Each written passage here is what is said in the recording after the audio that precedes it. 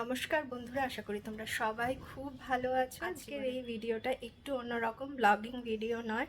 তার কারণ হচ্ছে যে আজকে একটা সমস্যার কথা তোমাদেরকে শেয়ার করব, সেই জন্যই এই ভিডিওটা বানাচ্ছি। এই ভিডিওটা করার উদ্দেশ্য হচ্ছে একটা সামাজিক সচেতনতার জন্য। তোমাদের প্রথমেই আগে কথাটা বলতে শুরু করি। দেখতে পাচ্ছ, এটা হচ্ছে একটা S21 মোবাইল।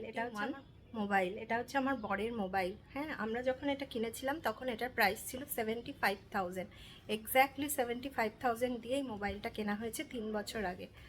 ও খুব কেয়ারফুলি এটাকে হ্যান্ডেল করে, কোনো রকম কোনো সমস্যা কখনো হয়নি, বা এটা হাত থেকে কখনো পড়েও যায়নি। তোমরা কি দেখতে পাচ্ছ এটা মোবাইলটা? দেখো, খুব কাছ থেকে দেখাচ্ছি। একটা গ্রিন রঙের লাইট দেখা যাচ্ছে, আশা করি দেখতে পাচ্ছ। তো এটা কখন হয়েছে সেটা তোমাদেরকে ডিটেলসে বলি। 3 বছর আগে এই মোবাইলটা কেনা হয়েছে, আর এই মোবাইলটার কখনো কোনো সমস্যা হয়নি বা হাত থেকেও পড়ে যায়নি। আজকে নয়, কালকে রাত থেকে এই মোবাইলটায় এরকম একটা সবুজ রঙের লাইন দেখা যাচ্ছে। এটা মানে খুব ডিস্টার্বিং। ধরো, ও তো একটা অফিসে চাকরি করে, সেখানে ওর এটার থ্রুতে অনেক কিছু করতে হয়। তো সেজন্য এটা ভীষণ ডিস্টার্বিং, মানে খুব ডিস্টার্ব করছে কাল রাত থেকে। সেজন্য আজকে ও রেডি হয়ে আছে অলরেডি, এটাকে নিয়ে সার্ভিস সেন্টারে যাচ্ছে। 3 দিন আগে এটাতে একটা সফটওয়্যার আপডেট হয়েছে, ঠিক আছে? ঠিক তারপর থেকেই, মানে কাল রাত থেকেই এই সমস্যাটা শুরু হয়েছে। আমরা বেশ ইন্টারনেটে অনেকটাই মানে সার্চ করার পরে বুঝতে পারলাম যে এই ইস্যুটা কিন্তু খুব কমন ইস্যু। আর এই ইস্যুটা অনেক ইউজারের কাছে হচ্ছে শুধুমাত্র একটা প্যাচ আপডেট করবার পরে, সফটওয়্যারের প্যাচ আপডেট করার পরেই এই ইস্যুটা হচ্ছে। এটা স্ক্রিনে, মানে এটা একটা অদ্ভুত, মানে যদি কোম্পানি ভেবে থাকে যে এটা মানে কোম্পানি চাইলেই এটা কিন্তু রোল আউট করে দিতে পারে আরেকটা নতুন প্যাচ আপডেট করে। এই যে সমস্যাটা হচ্ছে, এটা তো আর কি মানে হার্ডওয়্যারের কোনো সমস্যা নয়। এটা জাস্ট স্ক্রিনে মানে এই গ্রিন লাইটটা দেখাচ্ছে, এটা একটা সফটওয়্যারের থ্রুতে এরা আপডেট করেছে। তো সেটাকে রোল আউট করে দিলেই আর এই সমস্যাটা থাকে না, কিন্তু এটা ওরা করছে না। এর আগে আমরা ইন্টারনেটে সার্চ করে দেখলাম যে এর আগে এই ইস্যুটা কিন্তু হয়েছে, আর তাদের সবার মানে এই স্ক্রিনটাকে ওরা চেঞ্জ করে দিয়েছে। তো আমার বড় আর কি কল সেন্টারে কল করেছিল, ওরা বলেছে সার্ভিস সেন্টারে নিয়ে এসো।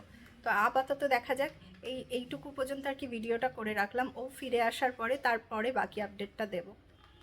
বন্ধুরা, আবার ফিরে এলাম আপডেটটা নিয়ে।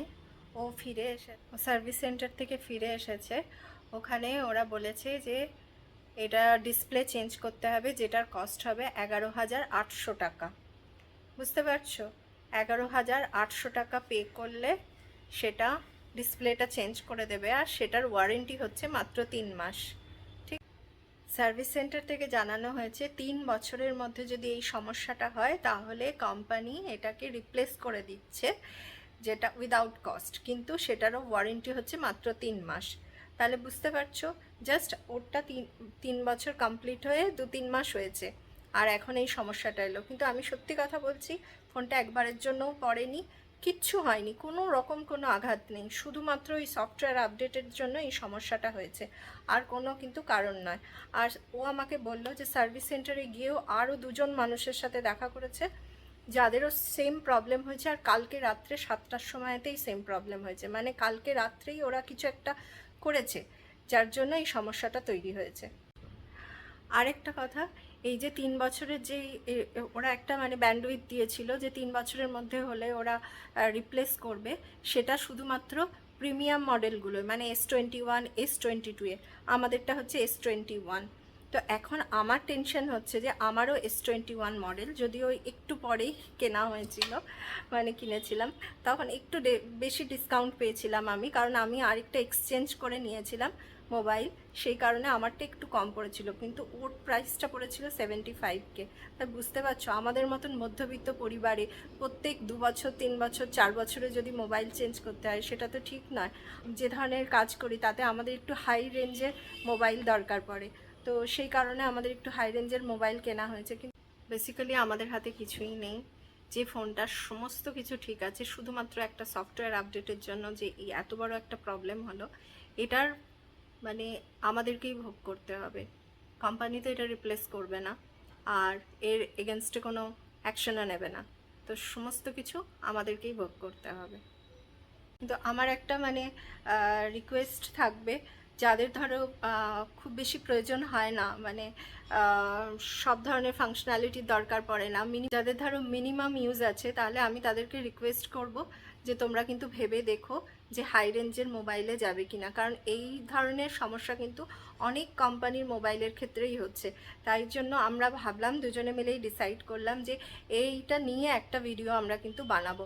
আরেকটা জিনিস, এই মানে আমরা এটাও এর সাথে অ্যাড করে দেব যে ইন্টারনেটে মানে কী ধরনের কোয়েশ্চেনের কী আনসার দেওয়া আছে, সেটাও কিন্তু এই ভিডিওর মধ্যে অ্যাড করে দিচ্ছি।